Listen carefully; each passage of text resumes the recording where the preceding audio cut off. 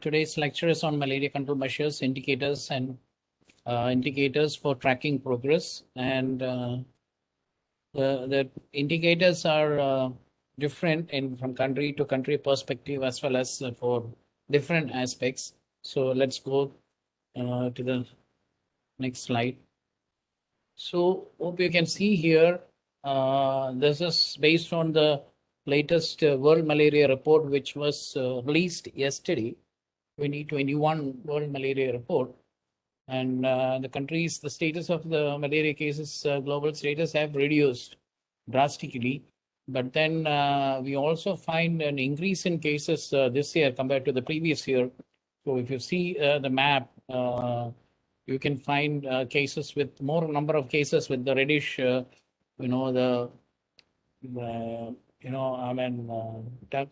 colored picture in sub-Saharan Africa, including Southeast Asian country, including India. So now let's go to the global burden, and we have around 241 million cases reported in 2020. And in all these cases were reported from 85 countries.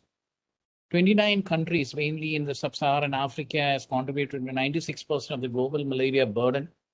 And this year, 627,000 deaths from malaria has been observed. That is in 2020 compared to 2020.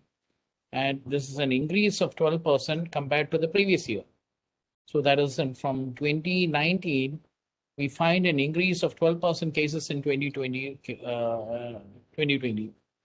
And then, as we all know, and as the trend goes on, the WHO African region contributes to around 95% of all malaria cases. And the two interesting thing is the recent evidence of the emergence of partial artemisinin resistance recently is a matter of concern. This was reported recently in WHO African region, which is a cause of concern. And then WHO has recommended RTS malaria vaccine for prevention of fever malaria in children, especially people who are living in regions with moderate to high transmission. This was released on 6th of October, which is a good news. And then so children in sub-Saharan Africa can use this vaccine.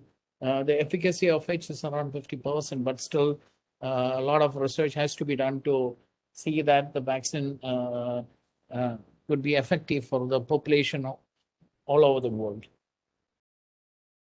Coming to the malaria control strategies in India, we all know basically it is parasite control and vector control. Parasite control, you have this early detection and prompt treatment methods, mainly from clinics, hospitals, and private agencies and private hospitals. And the clinics who have diagnostic facilities, they detect the malaria parasite, and then treatment is based on that. We have a national drug regime as far as the government of India is concerned, but then in private practice also they do treat, but then it need not necessarily be the government anti-malarial drug schedule, but still treatment is being administered at private level depending on the species. And going to the vector control, we have the chemical control that is mainly IRS in rural areas.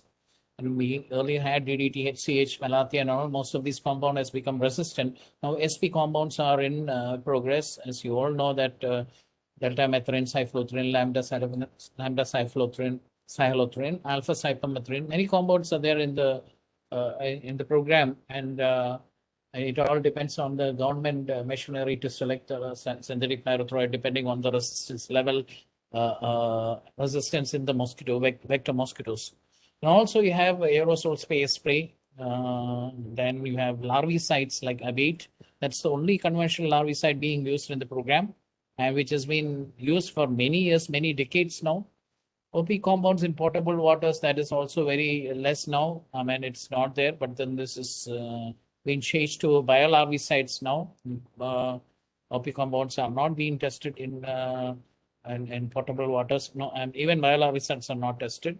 But then Temaphos is the only OP compound being tested, treated in the potable water. Biological control agents are larvivorous species. It could be species, the exotic species, Gambusia and the Poecilia reticulata. And also biolarvicide BTI, which is being used as a larvicidal agent in semi-polluted to polluted habitats, but not extensively in potable waters, or not used in fact, not used in potable waters because of this. And we have also have this personal prophylactic measures, repellents, cleaning of doors and windows. But it's treated with L-line. Now it is L-line through. So L-line distribution. Some now curtains are coming up, protective clothes are coming up. So many measures are there, but then L-line personal prophylactic measures are one of the aspects as far as control strategy is concerned. The most important thing is the community participation, because whatever you do, you need to have a sensitization program, creating awareness, so that participation of the community is very much important as far as anomalous breeding and control and elimination of these breeding habitats are concerned. We also need to have the involvement of NGOs and other agencies into the picture, because it's a public-private partnership program which would be successful in the long run, as we are, as the country is targeting for malaria elimination by 2030. So we need to have better cooperation or better collaboration with the public-private, so that, and then so that becomes a good partnership program. And we also need to have a collaboration with private companies who are coming forward. There are many companies coming forward as far as the products are concerned. So then we need to have a better collaboration for the purpose, for the public health purpose, so that community will be the lives will be saved as far as malaria is concerned. Environmental management method, the fifth one, has got the basic, the earlier method, which we follow right from many decades now, source reduction. So source reduction is something which is very much important, especially in a rural area, and it's mainly applied as far as Aedes control is concerned, but still it could be used for malaria control also in rural areas, where if you have a pits with clear waters, and then you find breeding of Anopheles crucifixus or some other vector, it could be habitat could be changed, so that manipulated, so that a pit can be converted to a surface area where one could use it for some other purpose, like playground or something like that. So that is called habitat manipulation. So you also have a habitat modification, wherein the existing over tanks are being in the urban areas are being modified in such a way that mosquito breeding doesn't happen. So that is known as mosquito habitat modification. So these are all some of the larval source management methods. And also in rural areas, if you have marginal, if you clear the marginal areas, so that would help prevent, and then there will be free flow. Channelization will help the flow of water, which prevents the stagnation of water. So that is also. And in addition to this, another important aspect is monitoring and evaluation. So whatever intervention measures the government or the state government, the local state program is following, it has to be monitored, evaluated by institutes. So an independent evaluation is needed, so that whatever lacunae or bottlenecks which they face, and interim programs, interim measures can be taken up, so that this can be modified, and then the purpose is achieved. So there should be a feedback and updating for corrective measures also needed. It has to be by a dual way, that is, and both, it should be forward as well as reverse, so that both the agencies, both the the workers as well as the people who evaluate can share the information, so that the purpose is achieved. So, and even in urban areas, so the same thing is there, parasite control and vector control. I'm not highlighting. So you all know what are the measures. So I mean, there's no need to mention about it. These are some of the breeding habitats which I have shown earlier, potential breeding habitats in urban area. So, and in general, there are many indicators for malaria programs, and then we need to know what are their functions. So, and how do we select a good, and what should be the characteristic of a good indicator? So I'm just explaining it with an example, so that you would be able to do it. So you would be able to understand much better. So the functions of an indicators are central to surveillance. So that is surveillance, monitoring, and evaluation. This is the main thing, and it has to serve the purpose. So, and why it is important? It is because it provides vital information of a program, and also give corrective management action. and it also evaluates the effectiveness of various management actions, providing evidence. So that is something which is important, you know, as far as the program, the measures are concerned. Uh, and then you have these are the main functions. And you have the characteristics, as I said, it should be valid and it should be reliable. Valid in the sense it should have an accurate measure of behavior, practice, or a task. Reliable means it could be consistent throughout, and even if it is observed by different observers, and it should be measurable. So there should be a measurable tool for applying this indicators. I will come to the each epidemiological and entomological indicator later on, but then the characteristic it should give it is quantifiable, and it should give the clear picture of what is what, and it has to be precise, so operationally well defined, and it is and it's specific to a certain aspect, whether it's vector, entomological, or epidemiological, and it provides a timely indication that it provides sort of time intervals. It gives us a measurement at different times, and it's relevant and appropriate for the program, so that the goals and activities are achieved. So there should be a goal for each program, and the indicators would help to find out the whether it is in the right path. And for any malaria program, it is very much important, and it can be linked to a public health aspect. So now we have all these public health aspects linked into it. So, and where we can get the information, national and the national survey or whatever it is. So it can be linked with the because since it involves the community, this can be linked to any program. So the data, the basic data set of a particular area can be used for any diseases. So that is how it is important. So as far as the indicators are concerned.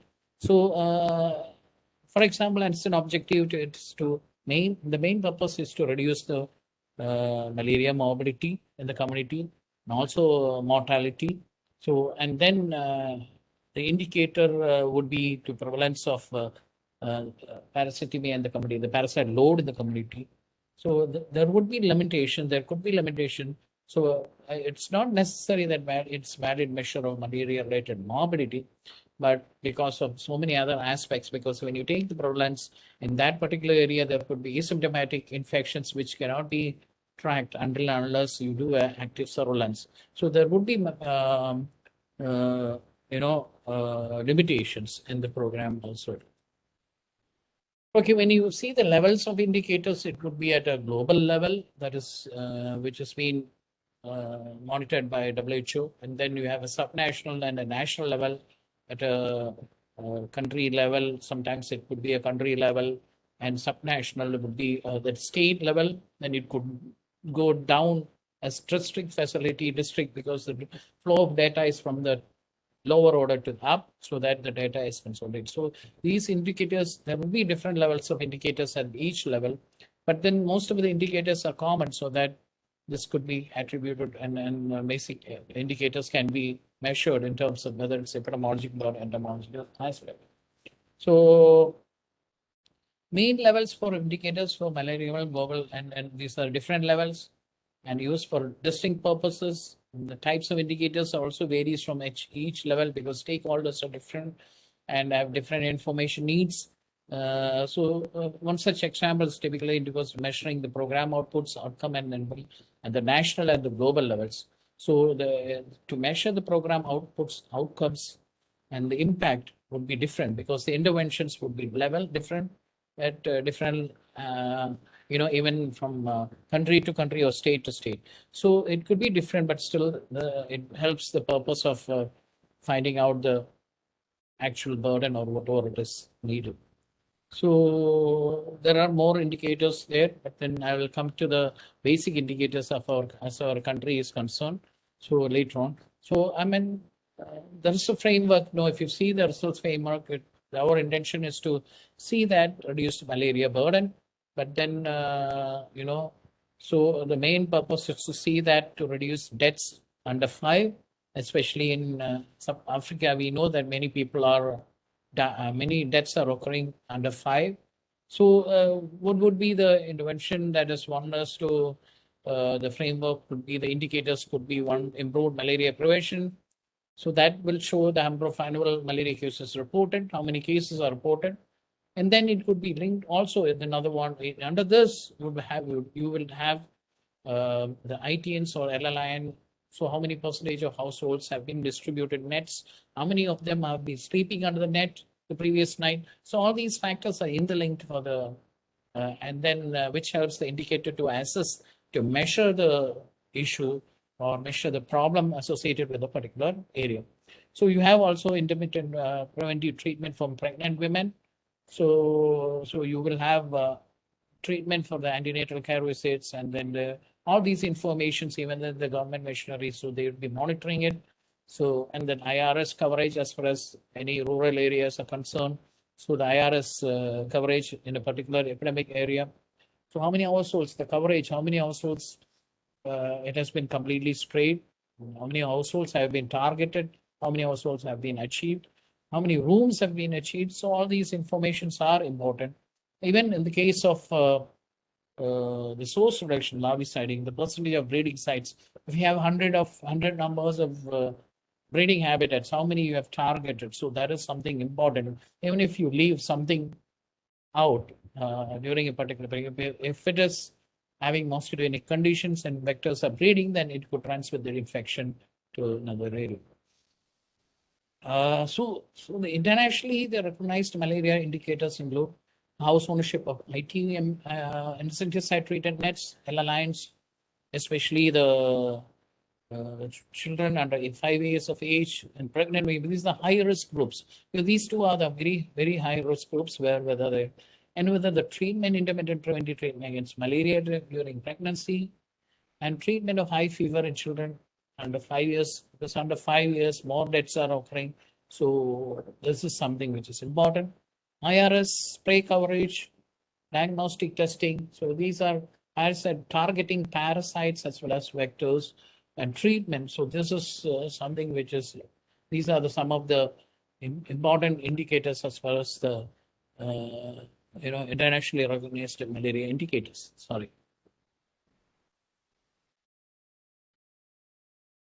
Okay, so we also have indicators for behavioral change communication. So the rationale for selection of these indicators will be different.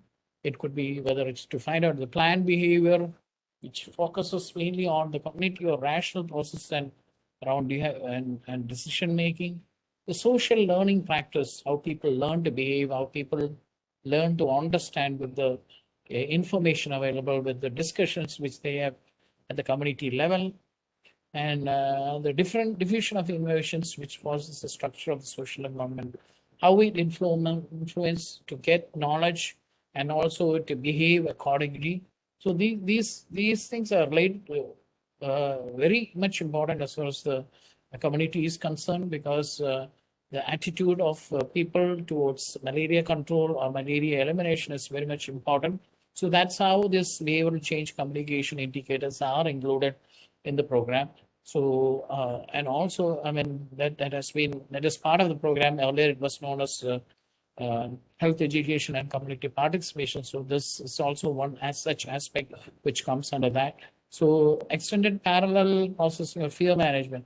So people also will be, worried whether there could be some reason for malaria transmission, either due to in an endemic area. So to control this, so I mean, therefore, these are also one of the aspects as well as the rationale for malaria indicators.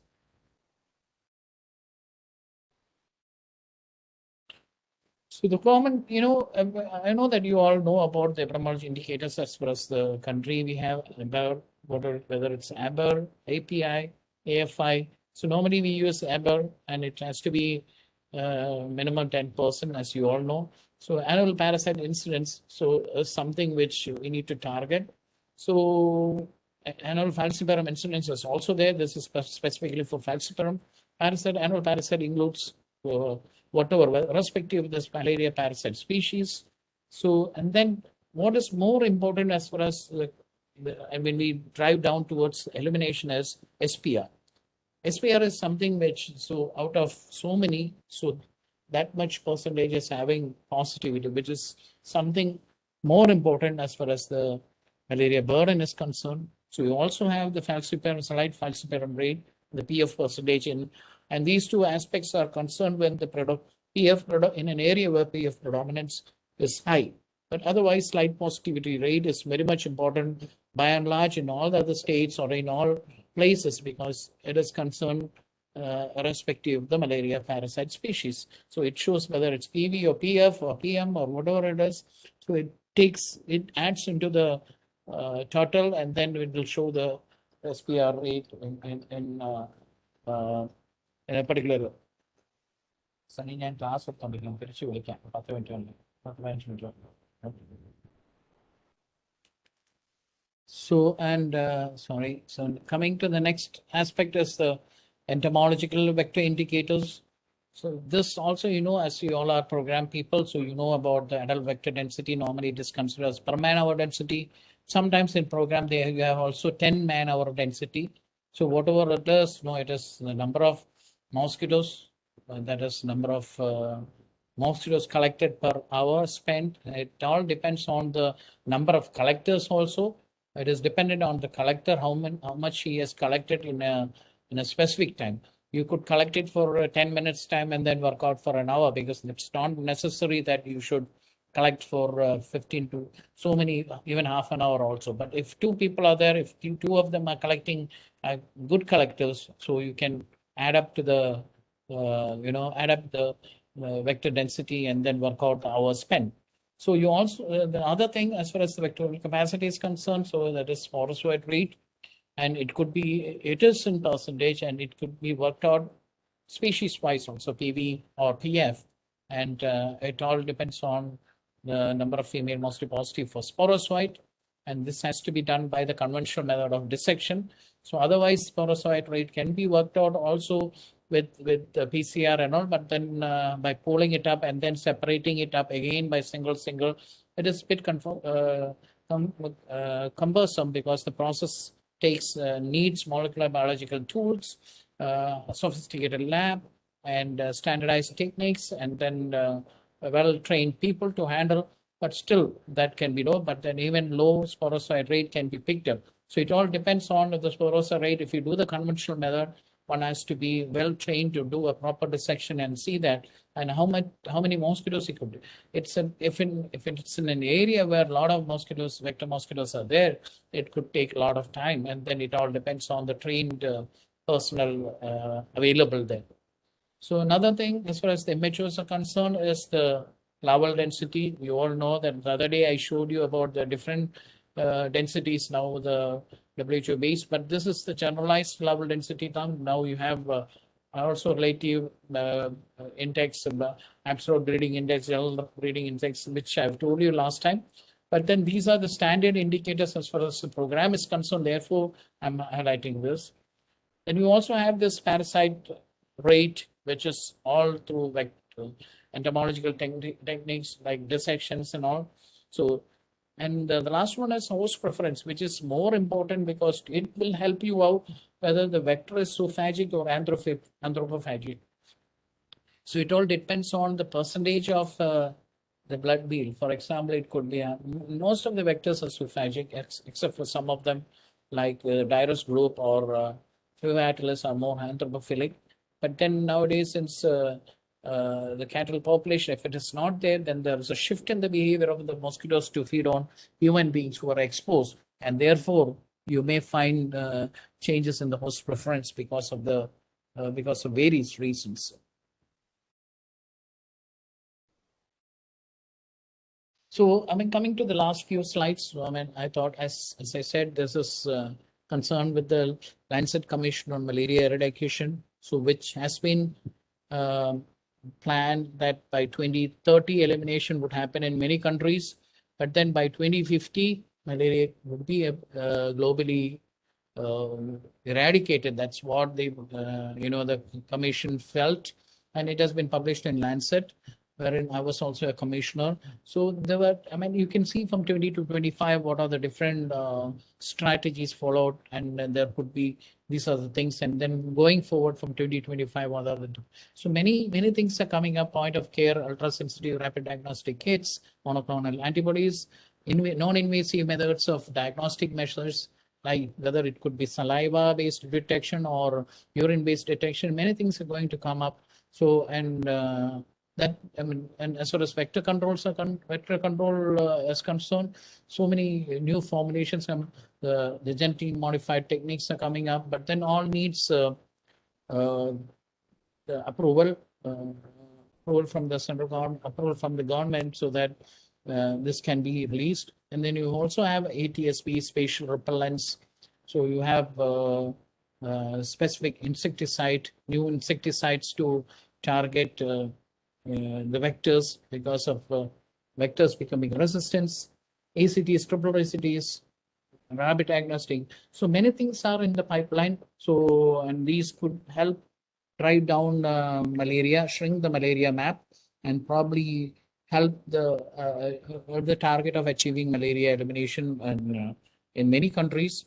So we all know that El Salvador and China has eliminated malaria this year. So we will see many other countries. So and in the long run, so that will help the countries to achieve the target of malaria elimination, and that's something which is important. So I mean, as I said, many progress has been made, and the indicators also show us the will help us to find out the progress, the way when we march towards the elimination strategy. So that's how something is. All these technique, all these indicators are needed.